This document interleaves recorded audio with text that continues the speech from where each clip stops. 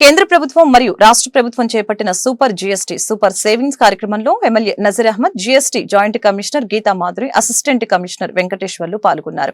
GST తగ్గించి ప్రజలకు వ్యాపారస్తులు అమ్ముతున్నారో లేదో వ్యాపారస్తుల్ని ప్రజల్ని అడిగి తెలుసుకున్నారు. ఈ సందర్భంగా వారు మీడియాతో మాట్లాడారు. ప్రధానమంత్రి నరేంద్ర మోదీ, ఆర్థిక శాఖ మంత్రి నిర్మలా సీతారామన్ 12% ఉన్న జీఎస్టీని 5% వరకు తగ్గించిన సందర్భంగా వారికి ప్రజల తరపున ధన్యవాదాలు తెలుపుతున్నామని తెలియజేశారు. జీఎస్టీ తగ్గించి అమ్ముతున్న చోట ప్రతి పౌరుడు, ప్రతి మహిళ కొనుగోలు చేయాలని సూచించారు. మీ బిల్ ఏమైనా ఉంటే ప్రెజెంట్ బిల్ ఒకటి చూపించండి. పర్చేస్ బిల్లు ఎప్పుడు పర్చేస్ చేశారు? ఇది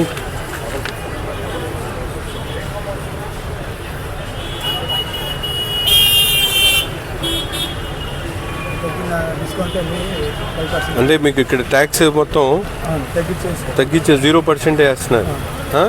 ఎంఆర్పీ మీద ప్రతి వస్తువుకి మీరు తగ్గించి అమ్మగలుగుతున్నారా? కస్టమర్కి ఇస్తున్నారా డైరెక్ట్గా? కొత్త ఎంఆర్పీ ఇంకా రాదుగా ఇప్పుడే. ఓకే.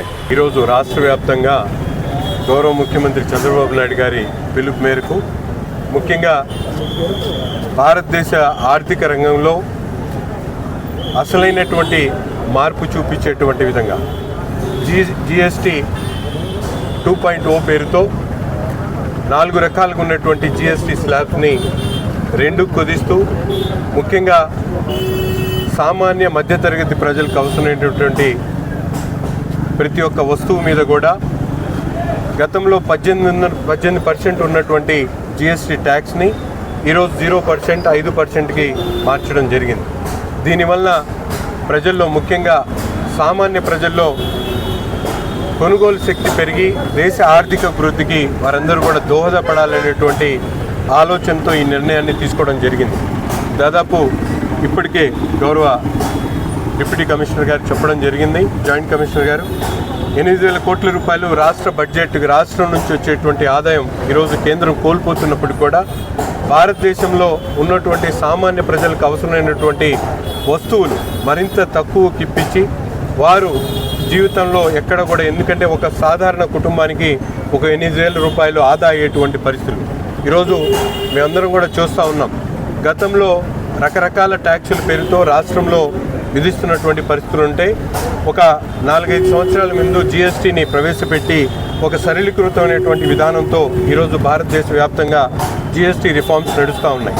అందులో భాగంగా 75 సంవత్సరాలు ఏదైతే వికసిత్ భారత్ నినాదంతో గౌరవ ప్రధానమంత్రి గారు అనేక కోణాల్లో ఆర్థిక శక్తిగా భారతదేశం అవతరించాలనేటువంటి ఆలోచనతో ఇక్కడ ఉన్నటువంటి సామాన్య ప్రజలు కూడా కొనుగోలు శక్తి పెరిగి ఆర్థికంగా వాళ్ళందరూ కూడా అభివృద్ధి పదంలో ముందుకు నడవాలనేటువంటి ఆలోచనతో ఈ నిర్ణయాన్ని తీసుకోవడం జరిగింది. గతంలో మనందరం కూడా చూసాం, ట్యాక్సుల పేరుతో ప్రజలు ఇబ్బందులు పడేటువంటి పరిస్థితులు ఉంటే ఈరోజు ఎన్డీఏ ప్రభుత్వం ట్యాక్సులు కుదింపు చేస్తూ ప్రభుత్వం ఎన్ని ఇబ్బందులున్నా కూడా సామాన్య ప్రజలకు దోహదపడేటువంటి విధంగా ఈ కార్యక్రమాలను తీసుకోవడం జరిగింది. దీంట్లో ముఖ్యంగా మేమందరం కూడా గమనించాల్సినటువంటి విషయం, సామాన్య ప్రజలంటే ఇది కేవలం ఒక వ్యవస్థ కాకుండా చదువుకునేటువంటి పిల్లల దగ్గర నుంచి, రైతుల దగ్గర నుండి, మెడికల్ ఫీల్డ్లో ఉన్నటువంటి వాళ్ళకని అనేక సర్వీసెస్ సేవలు చేసేటువంటి